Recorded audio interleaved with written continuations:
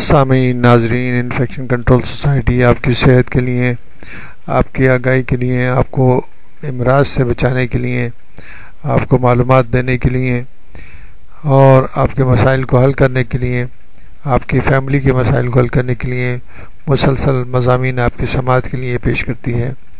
ان مضامین سے استفادہ حاصل کر کے آپ اپنے آپ کو بڑے بڑے مسائل سے، بڑی بڑی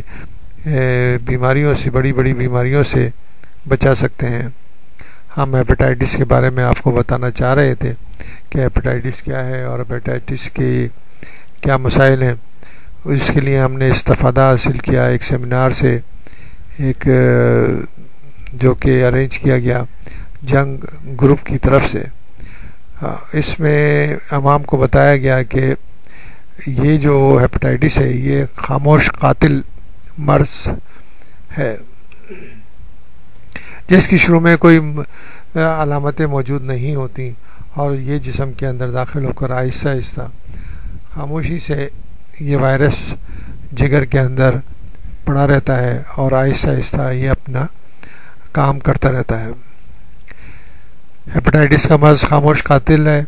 ہیپیٹائٹس سے عوام کو آگاہ کرنے کے لیے اس سیمینار کا جو انتظام کیا گیا، کراچی میں مذاکروں کا جو اہتمام کیا گیا، جس میں نامور ماہر ڈاکٹر اور صوبائی حکام نے شرکت کی۔ اس مذاکرے کی تفصیلات درج ذیل ہیں۔ کراچی کے مذاکرے میں doctor professor Syed Hasnain Ali Shah, Aga Khan university Karachi, professor Rana Qamar Masood, director national institute for liver and G I disease, doctor Zahid Azam, associate director national institute for liver and G I diseases, doctor Iftikhar Dow, university of health sciences نے شرکت کی۔ مذاکرے کے میزبانی کے فرائض Wasif Nagi, senior editor health education current affair, chairman Mir Khalil ur-Rahman society Jang group نے سر انجام دیے، جبکہ کاشان حیدر، ایوان علی عمران اور شہزادہ رؤوف نے ان کی معاونت کی۔ ماہرین سے کی گئی گفتگو کی تفصیلات نظر قائرین کو پہنچائی جا رہی ہے۔ مذاکرے کے میزبان واصف ناگی نے مذاکرے کا آغاز کرتے ہوئے کہا کہ آج جو ہم گفتگو کر رہے ہیں اس کا موضوع انتہائی اہم ہے، جو ایک عام آدمی سے لے کے ارباب اقتدار کی بھرپور توجہ مانگتا ہے۔ عام آدمی بھی اسی طرح اس سے متاثر ہے، اسی طرح ہائی لیول کے ارباب اختیار بھی اسی طرح متاثر ہیں۔ ہر لیول پر اس مرض کی اویئرنیس ہونی چاہیے، کیونکہ ہر فرد اس سے متاثر ہو سکتا ہے، ہر فرد اس کا شکار ہو سکتا ہے، چاہے غریب ہو یا امیر ہو، بچہ ہو یا بوڑھا ہو، عورت ہو یا مرد ہو، سفید ہو یا کالا ہو، کوئی اس سے بچا ہوا نہیں ہے، کوئی مذہب اس سے بچا ہوا نہیں ہے، کوئی کمیونٹی اس سے بچی ہوئی نہیں ہے، کوئی ادارہ اس سے بچا ہونا نہیں ہے۔ تو اس لیے ضروری ہے کہ ہر لیول پر اس کا ادراک ہونا چاہیے، ہر لیول پر اس کی احساس ہونا چاہیے کہ کس طرح ہم ہیپیٹائٹس کو روکیں۔ ہیپیٹائٹس کا عالمی دن 28 جولائی کو پاکستان سمیت دنیا بھر میں منایا جاتا ہے۔ پاکستان میں یہ مرض خطے کے دیگر ممالک کے مقابلے میں بہت زیادہ پھیلا ہوا ہے۔ اس کی کیا وجوہات ہیں، ہم اس پر کیوں قابو نہ پا سکے، اور وہ کون سے ایسے عوامل ہیں جس کی وجہ سے یہ مرض پھیلتا جا رہا ہے۔ یہ اور اس قسم کے بہت سے سوالات اپنے ماہرین سے جنگ گروپ کے جو کوآرڈینیٹر تھے انہوں نے کیے۔ ان سوالات کے جواب کے حوالے سے ہم مزید معلومات آپ کو پہنچانا چاہیں گے۔ ہیپیٹائٹس کے بارے میں سوال یہ کیا گیا کہ ہیپیٹائٹس کی عالمی دن کی کیا اہمیت ہے۔ ڈاکٹر زاہد اعظم نے فرمایا کہ ہیپیٹائٹس ڈے منانے کی شروعات ورلڈ ہیپیٹائٹس الائنس نے کی، اور یہ ایک غیر سرکاری تنظیم ہے جو سوئٹزرلینڈ میں قائم کی گئی۔ اس کا مقصد عوام میں ہیپاٹائٹس کے مرض کے متعلق آگاہی پھیلانا ہے، عوام کو اس مرض کی بنیادی تفصیلات سے آگاہ کرنا ہے، جیسے ہیپاٹائٹس سے کس طرح بچا جا سکتا ہے، ہیپاٹائٹس کون کون سی اقسام ہیں، اس کا ٹیسٹ، علاج وغیرہ۔ ایک مسلمہ حقیقت ہے کہ جیسے جیسے ہیپاٹائٹس کے متعلق آگاہی بڑھے گی اسی طرح اس کے پھیلاؤ میں کمی آئے گی، چونکہ یہ ایک عالمی مسئلہ ہے اور کروڑوں انسان اس مسئلے سے متاثر ہیں۔ اس لیے ایک طویل مدتی آگاہی کی مہم کی ضرورت ہے تاکہ آنے والی نسلوں کو اس مرض سے بچایا جا سکے۔ ہیپاٹائٹس کے بارے میں سوال کیا گیا کہ ہیپاٹائٹس کی کل کتنی اقسام ہیں۔ ڈاکٹر حسن شاہ کی طرف سے بتایا گیا کہ ہیپاٹائٹس دراصل جگر کی سوزش کو کہتے ہیں، یعنی کہ انفلیمیشن آف لیور کو کہتے ہیں۔ سوزش کی بہت سی وجوہات ہیں۔ جن ملکوں میں الکوہل کا استعمال عام ہے وہاں الکوہلک ہیپاٹائٹس بہت عام ہے، یعنی جگر کی سوزش کی وجہ الکوہل ہے۔ اسی طرح جینیاتی تبدیلیوں، انزائمز کی بدولت اور دیگر وجوہات کی بنا پر جگر کی سوزش ہو سکتی ہے، مگر جب بھی ہیپاٹائٹس کا نام ذہن میں آتا ہے تو سب سے پہلے توجہ ان انفیکشنز پر ہوتی ہے جو وائرس سے ہوتے ہیں۔ مجموعی طرح پر 5 طرح کے ہیپاٹائٹس وائرس پائے جاتے ہیں، جنہیں انگریزی کے حروف تہجی کی بنیاد پر A, hepatitis B, hepatitis C, hepatitis D اور ہیپاٹائٹس ای کے نام سے جانا جاتا ہے۔ ہیپاٹائٹس کے تمام وائرس کو انہی 5 کیٹیگریز میں تقسیم کیا گیا ہے۔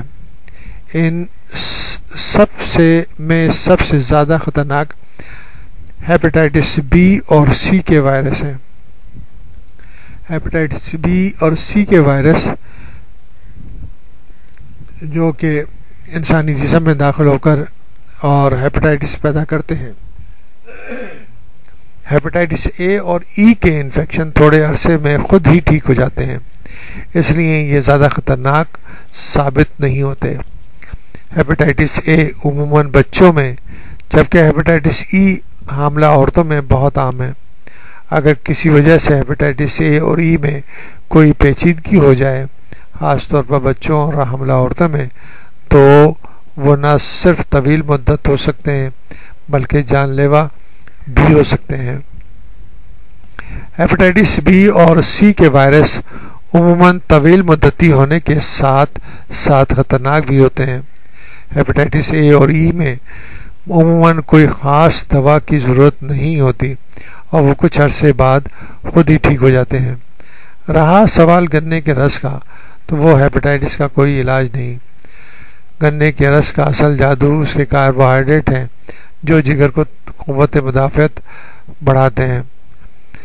یہ ضروری نہیں کہ آپ گنے کا رس ہی لیں، آپ کاربوہائیڈریٹ کے لیے کوئی بھی فروٹ کھا سکتے ہیں، لیکن جس طرح گنے کا رس نکالا جاتا ہے وہ خود ہیپاٹائٹس پھیلانے کا سبب بنتا ہے، جس کے اندر انتہائی گندے طریقے سے گنے کے رس کو نکالا جاتا ہے۔ گنے کو فارم سے لے کر ریٹیل اسٹور تک پہنچنے میں انتہائی آلودگی کا شکار ہونا پڑتا ہے۔ گنے کو جو فارمز میں ڈالا جاتا ہے تو زمین کی گندگی، بعض دفعہ جانوروں کا فضلہ اس کو آلودگی کا باعث بنتا ہے۔ اس طرح ٹرانسپورٹیشن میں آلودگی پیدا ہو جاتی ہے، یہاں تک کہ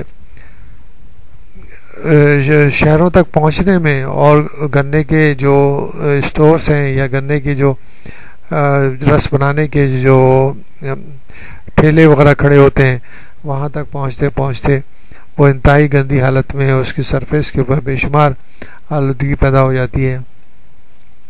وہ اسی طرح جو ہے اس کو ایک مشین میں ڈال کے اس کا جوس نکالا جاتا ہے اور گندے گلاسوں میں گندے پانی کے ذریعے اس کو دھو کر اور لوگوں کو پیش کیا جاتا ہے، یہ بہت ہی زیادہ آلودگی کے شکار ہونے کے ساتھ ساتھ یہ گنے کا رس جو ہے بیماریوں کا سبب بھی بنتا ہے، جس میں ہیپیٹائٹس اے اور ہیپیٹائٹس سی جو ہے بہت زیادہ عام ہو سکتی ہیں۔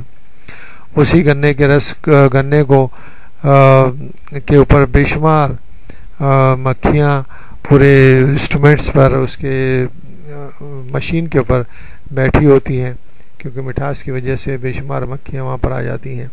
اس طرح آپ نے دیکھا ہوگا کہ اگر گنے کا رس گنے پڑے ہوئے ہیں تو اس پر بھی بے شمار مکھیاں بیٹھی ہوں گی جو کہ اس کو آلودگی کا شکار کرتی ہیں۔ تو بہتر یہ ہوگا کہ اس قسم کی چیزوں کو استعمال نہ کیا جائے، اس قسم کی آلودہ چیزوں کا استعمال نہ کیا جائے جو کہ بے شک بیماری کا سبب بنتی ہیں۔ ہیپیٹائٹس ڈی کا مرض صرف اس وقت ہوتا ہے جب آپ ہیپیٹائٹس بی میں مبتلا ہوں۔ عموماً ہیپیٹائٹس بی، سی اور ڈی بہت طویل دورانیے کے ہوتے ہیں، اس لیے زیادہ خطرناک تصور کیے جاتے ہیں۔ ان کے اثرات جگر پر سالہ سال رہتے ہیں اور یوں جگر ناکارہ ہونے کا خطرہ بھی ہوتا ہے۔ ہیپیٹائٹس اے اور بی کی تو ویکسین ہے لیکن سی ڈی کی نہیں ہے، اس لیے بچوں کو پیدائش کے بعد ہیپیٹائٹس کی ویکسین فوری لگوائیں۔ ہیپیٹائٹس سی کے ویکسین پر کام ہو رہا ہے، امید کی جا رہی ہے کہ آئندہ آنے والے چند سالوں میں اس کی ویکسین بھی دستیاب ہوگی۔ بہتر یہ ہوگا جو حفاظتی اصول ہیں ان کو اپنا کر، جیسا کہ ہم نے آپ کو بار بار بتایا کہ انفیکشن کنٹرول کے اصولوں پر اپنا کر سیف واٹر، کلین فوڈ اور کلین ایئر انتہائی ضروری ہے۔ اسی طرح جو کہ بیماریوں سے بچانے کے لیے اصول بنائے گئے ہیں وہ بتائے جاتے ہیں، ہینڈ واشنگ وغیرہ، ان کے ذریعے بھی آپ اپنے آپ کو بیماریوں سے بچا سکتے ہیں۔ جو بھی ذرائع ہیں بیماریوں کو پھیلانے کے، ان کے اوپر توجہ دے کر ہم اپنے آپ کو بیماریوں سے بچا سکتے ہیں، جیسا کہ آپ کو ہم نے ابھی گنے کے رس کے بارے میں بتایا۔ اسی طرح اور مسائل بھی پیش آ سکتے ہیں اور ان کا ادراک ہر انسان کو ہو سکتا ہے۔